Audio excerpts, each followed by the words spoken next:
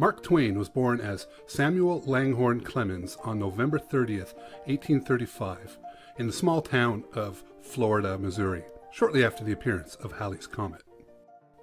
He became famous primarily as a writer and humorist, but was also known for being a publisher, lecturer, and even as a businessman and investor.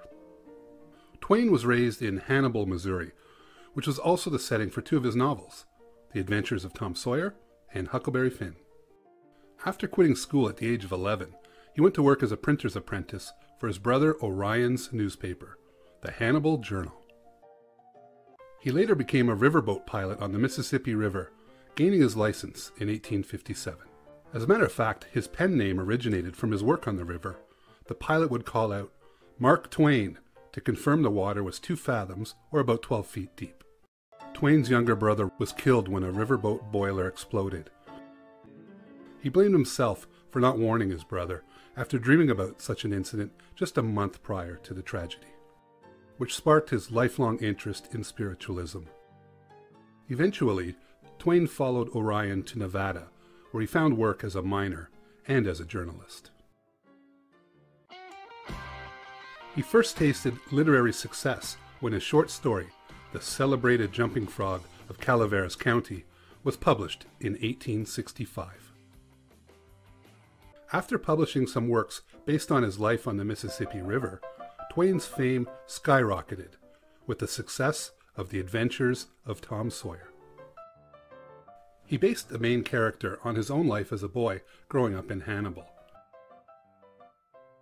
incorporating some of the mischief and adventures of his youth, such as tricking friends to do his chores for him. It was the adventures of Huckleberry Finn, though, that cemented him as a great author. Many critics called it the first great American novel. Twain's fame and endearing, witty demeanor brought him popularity and friendships with politicians, industrialists, presidents, and even European royalty. One of his closest friendships was with the brilliant inventor Nikola Tesla. He loved visiting and socializing with the genius as he worked in his lab. It is often said that behind every great man is a great woman. This was certainly the case with Mark Twain. He shared a great romance with his wife Olivia, née Langdon, who actively helped her husband with the editing of his books, articles, and lectures. Mark Twain became very rich from his writing and lecture tours, but his failures as a businessman and investor led him to bankruptcy. Fortunately, with the assistance of Standard Oil's Henry Huddleston Rogers and a lucrative European speaking tour, Twain was able to pay back all his creditors in full, even though he was not required to do so through his bankruptcy.